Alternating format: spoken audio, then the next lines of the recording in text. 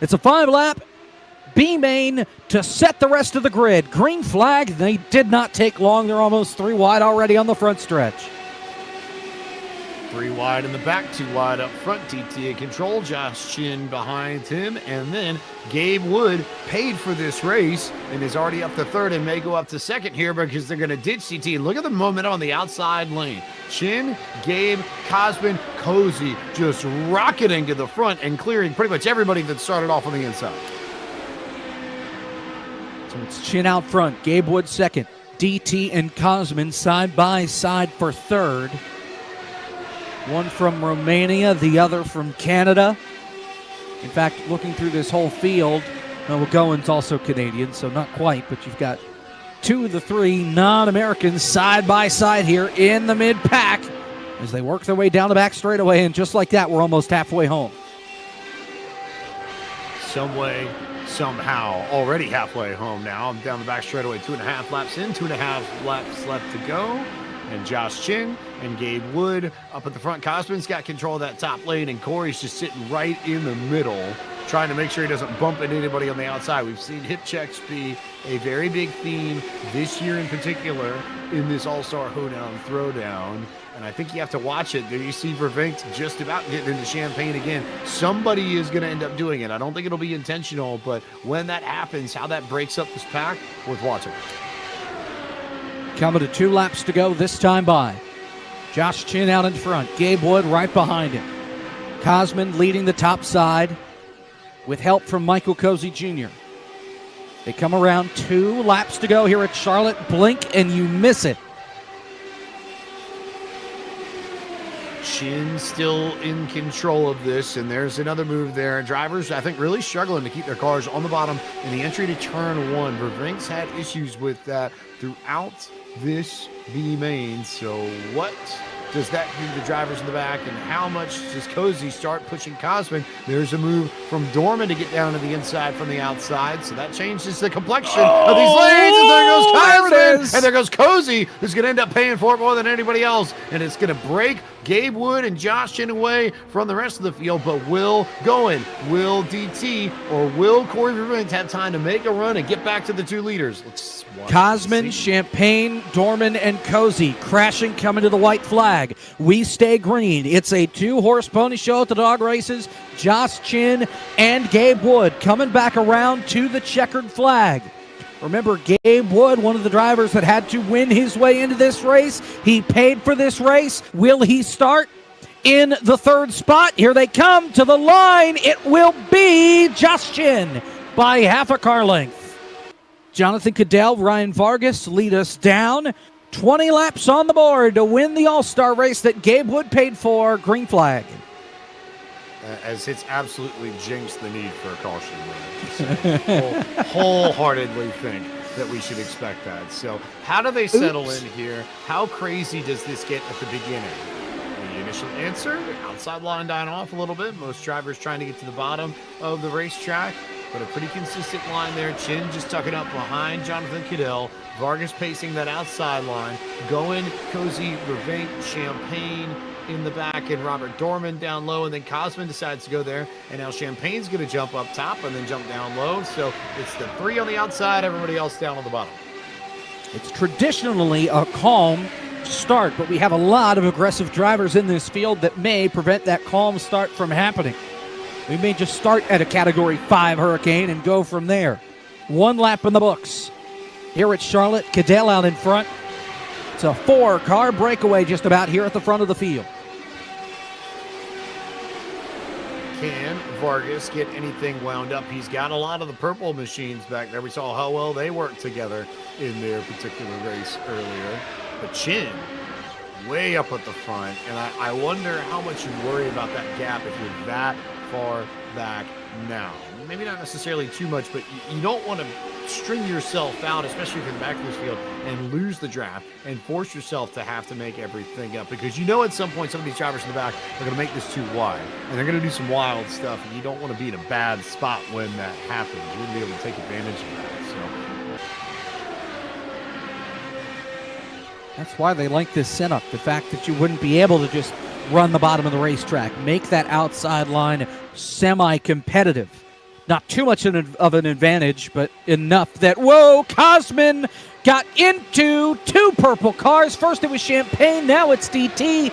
Gabe Wood tried to make it 4 wide going into the corner. They all sorted out. Cosman gets the fuzzy end of the lollipop, though, and essentially drops to the back of the field. I've seen Champagne try and make some moves. Remember what Justin Melillo did in the open race? Champagne's been the closest one to that driving style early on in this race. Made some big moves down to the bottom. Aggressive move there to get into Cosman.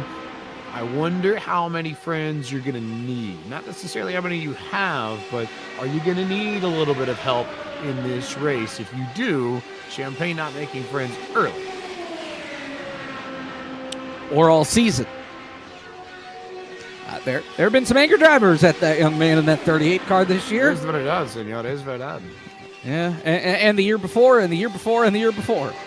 There's no part of me that thinks that if they're moving around this much and we haven't even hit halfway, that it's going to bode well for the rest of this. Yeah, this is the longest race that we've had, so they really haven't had to worry about, using up those tires on a track surface that is only 143 degrees right now. It has gone up since the start of the race. Cadell out in front of the field. We're closing in on the halfway point. Those tires have to be screaming bloody murder right now. 11 to go in the All-Star race. Cadell has controlled this from the drop, but it really does not take a lot to move somebody from that bottom lane. We saw that a few times in the open race and some of the heats here in the All-Star. You get a good run and you get alongside somebody, you can move Cadell out of the way. So I don't necessarily think that his position at the front end of the inside line is unassailable in some way, shape, or form. Dorman got shuffled out of line. Oh, there they go. Chase Kallenbach with a whale of a save in turn 4. He'll lose the draft. Everybody else splinters apart. It's a 5-car pack at the halfway point. It's Corey Vervinks that was the one that got spun in the back. You've got 5 up front. You've got about another 4 sort of in their own world, and then you've got Ryan Vargas acting as the bridge in the middle. If this group up front really gets together, they could really break away and make this a 5-car battle. You can already see the drivers just a little bit further back trying to catch up to Vargas and Vervinks, now very much out of the draft, very much in trouble. Here comes Gabe Wood, 3 wide to the outside. He's got to run. He has 4 cars to help. Josh Chin throws the block into 3, and they're going to wreck. Caution's out. Gabe Wood hard into the wall with Vargas. First caution flag of the night.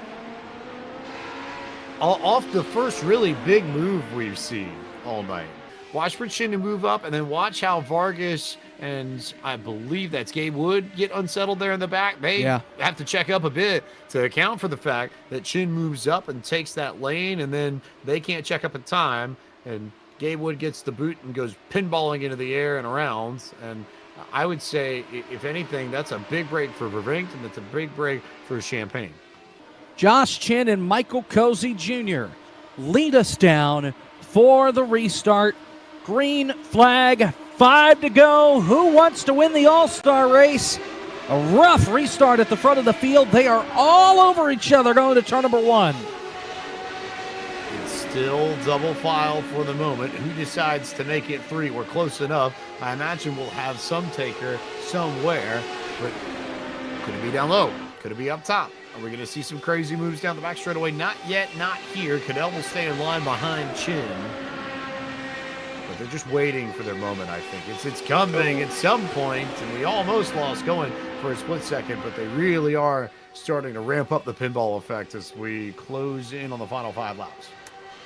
4 to go at the start-finish line. Michael Cozy Jr. to the front, and there goes hard into the wall, Jonathan Cadell. And then there were 10 in this lead pack. Maybe we'll see less. Champagne trying to give a bump to Cosman. Everybody else still in line for the moment. Where did they go in the middle of 3? Cosman tried to give a bump to Goen. Didn't really do much, though. That outside line starting to drop back a bit. Cozy clear to the bottom. He takes the top spot. Now Josh Chin up to the outside. Here comes Vargas. Bottom 3 wide through the grass with help from Robert Dorman. 3 wide for the lead to turn number 1. This is not going to work, and they're going to wad him up. Half the pack flies apart, the caution's out, and we are going to overtime in the All-Star race. And how that just saved Jonathan Cadell all the while. But yes, that was coming. Once Vargas and company dropped to the outside, it's very tough to gauge how much room you need to leave somebody if you're trying to make a pass in the apron. See to the replay here. There's the shot that Cadell got that tore his car all to pieces. No safer barrier on that inside wall there, too. That's an ugly spot to hit. And now here's the rest.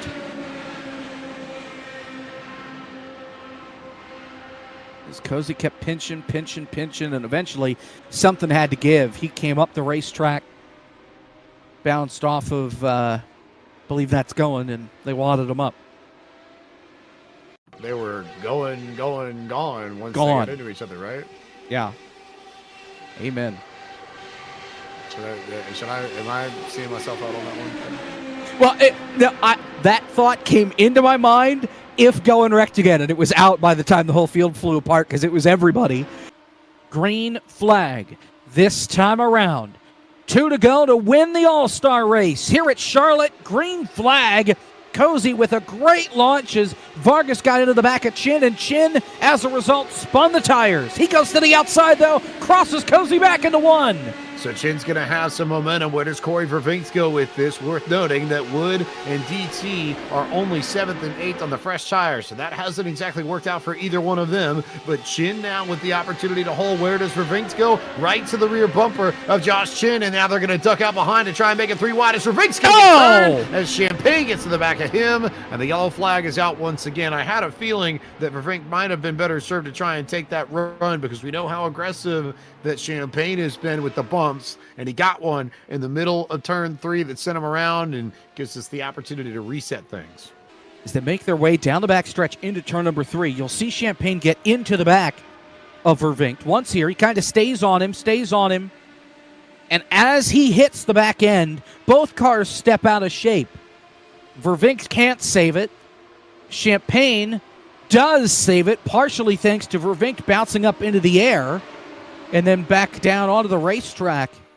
2 laps to settle it. We try it again. 11 cars, 2 laps to try and become an all-star. And we should have a new all-star winner at the end of this deal. Who wants to win the 3rd inaugural 4th annual Gabe Wood Paid for This Gabe Wood Memorial Corps All-Star Showdown Hoedown? Green flag. Oh, they stack it up behind, and yeah, we're green. Or we're still green. There it is. Now it's out. Cadell, Cosman, and Goen. 3 cars. Cadell kind of hit it, and Dorman didn't. And I would say it's a little bit of column A, a little bit of column B. Because Dorman definitely didn't get going, but Cadell also tried to jump it a hair.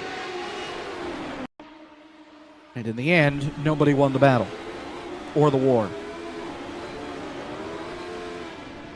That is fog. Yeah. I can see clearly now the rain is gone, but here we go. Maybe. Green flag. How about a clear racetrack? It's Cozy and Chin in different order, and they did it again. Are you kidding me? Well, they straightened it out. It's just the one car. Yep, it's just Gabe. We stay green. He paid for this, and boy, did he pay for the restart. Yeah, he paid for it. He definitely paid for it, no question. So how does that back up everybody else? Here comes Josh Chin. He's going to have help from DT. All the purple people leaders are lined up.